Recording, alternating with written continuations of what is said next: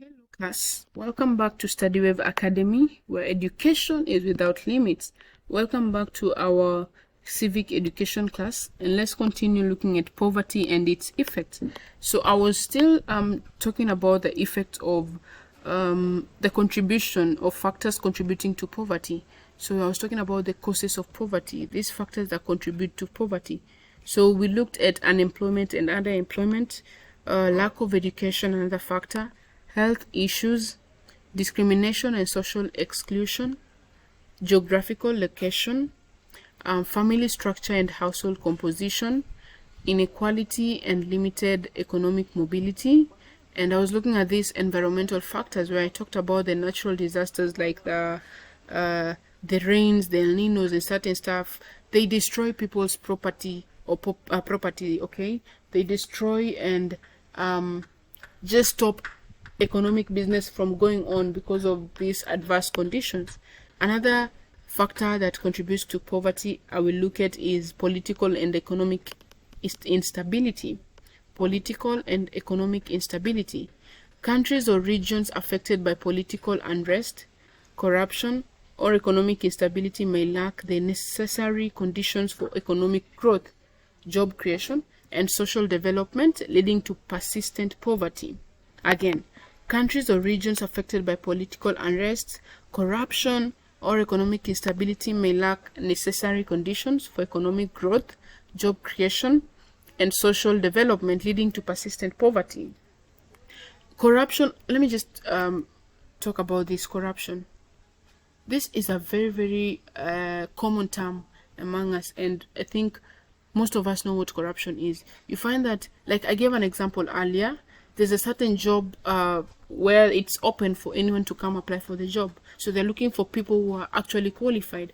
But because you don't have money to pay your way through, you will not get the money. So you find there are two people here. One is very, very qualified with all the documents, all the certificates needed to get this job. Another one is qualified too, but not that qualified, or they lack a certain degree compared to the first person. But because they will pay their way through, they will bribe their way through, they will get the job. And the person who is qualified to get this job, the person who is fit for this job, they will miss this opportunity just because they are unable to corrupt their way through. So you find that when countries have this certain aspects of corruption, there is really lack of job creation, which can lead to persistent poverty, and even can even prevent development of these countries. When you see countries that are economically unstable or unstable, they may lack the necessary conditions for economic growth or job creation. So the country is, you've had the third world countries, and most African countries are third world countries.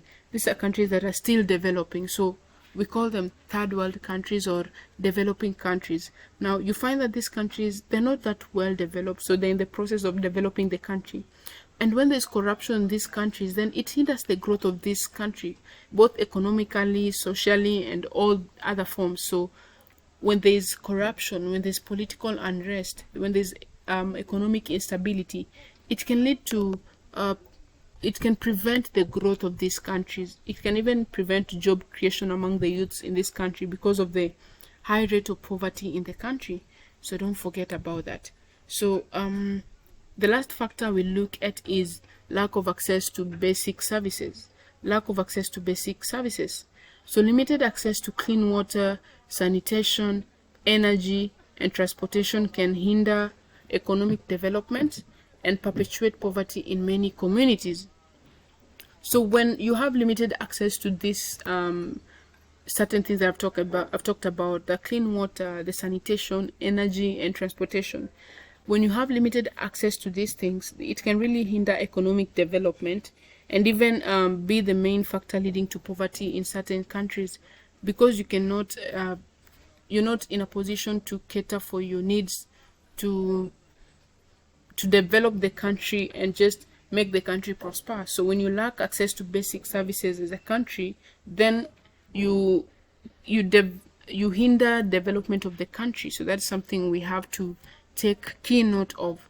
So these are some of the factors. I've looked at several factors because I want us to really understand what is this that leads us into into poverty. Okay, what are these factors that bring about poverty? So I've looked at them. So after looking at the factors that contribute to poverty or what causes poverty, now let's look at the effects of poverty. Now you find yourself in this situation. What are the effects? So let's look at the effects of poverty. And one I will look at is the health effects. The health effects. Now, with the health effects, poor health is a significant outcome of poverty.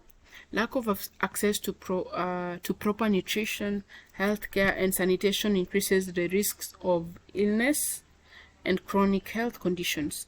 Poverty can lead to malnutrition, higher infant mortality rates, and higher prevalence of diseases due to inadequate healthcare. Now, we talked about poverty is a situation where you are financially unstable and you can't be able to cater for your basic needs. So, and I talked about one of the basic needs being healthcare services. So poverty can lead to healthcare effects. Okay, so one of the effects is poor health. So poverty can lead to poor health. Poverty can lead to poor health. When you don't have money to cater for your health, then your health keeps deteriorating and your state becomes worse daily as time goes by. So because you can't cater for your health, you start developing or getting some poor health conditions because you can't cater for your treatment. So poverty can lead to health effects such as the poor health, which can also put you at a risk of getting some chronic health conditions. Don't forget about that. Another effect is limited access to education. This is very, very true. Poverty often limits access to quality education. Because your parent or your guardian cannot afford that quality school, they will take you to a relative, just some normal school that will just give you basic education. So you find that there's some schools that have been ranked top, such as, let me look at the universities that have been ranked top. That is easier. You've heard of Oxford University, Harvard University, and such universities. So why are these universities ranked top? It's because of the system, because of the people who attend these universities, how it's being, even in the job market. If you tell someone you are from the Harvard University or Oxford and another person from another university somewhere, it's very, very the percentage at which the person from Oxford will get the job is at 90 compared to the person from the other university. So poverty can lead you to limited access of quality education. So you find that even the fees that these people pay to just get this quality education is very, very high. And because you are in this condition, you can't be able to cater for such education. Therefore, you opt for cheaper means or cheaper schools. Okay, so children from impoverished backgrounds may have reduced access to schooling, leading to lower educational attainment. You find that even in the primary level, your parent can really struggle to cater for your education and just see your way through your primary level. But as you join the high school level, it becomes hard for them because the fees increases. So you find that they will talk to you and just try and make you understand that they cannot continue supporting you unless you have to wait for them to get the funds to actually take you to the high school level. So you find that some people will opt to just drop out from school because of this reason. So poverty can also limit you from accessing quality education. Another effect is housing and living conditions. Those living in poverty often reside in inadequate and unsafe housing conditions. Substandard housing, overcrowding, and lack of proper sanitation can lead to increased health risks and reduced quality of life. You've heard of the word slums, okay? So you find that slums are associated with this poor living conditions, where the houses are not in that good stature or good some good infrastructure. Okay, so you find that the living standard, or those living in poverty, often reside in inadequate and unsafe housing conditions, where you've seen some images too. Even right now, you can go and look at these unsafe housing conditions. You find that some houses, even the way they look, you're afraid for the people living inside there, because the house might be slanted, or even where the house is found. Some houses are found just at the river banks, and it's very, very risky, because when the water floods the river, then this can be very, very risky, because your house can be washed away. So you find that people living in these living conditions, it's very, very hurting and very, very painful to see them living in such conditions, because they cannot afford a good housing, or they cannot afford a good residing area. Okay, so standard housing, overcrowding, and lack of proper sanitation can lead to increased health risks. And overcrowding is found mostly in the slums I was talking about. You find that the houses are closely packed together, and this can lead to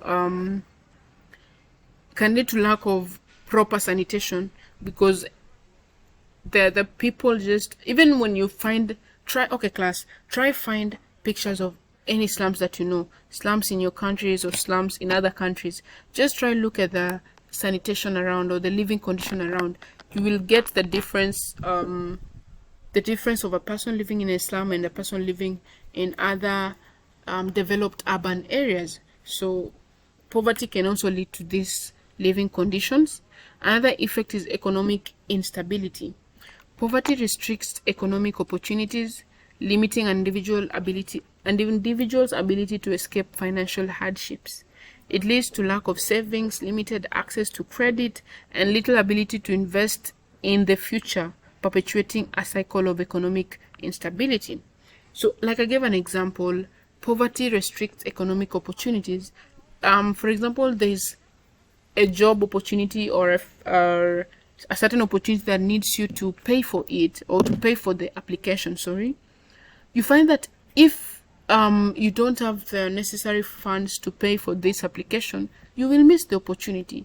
So poverty can restrict you from getting certain opportunities, because you don't have the financial ability to pay for that application.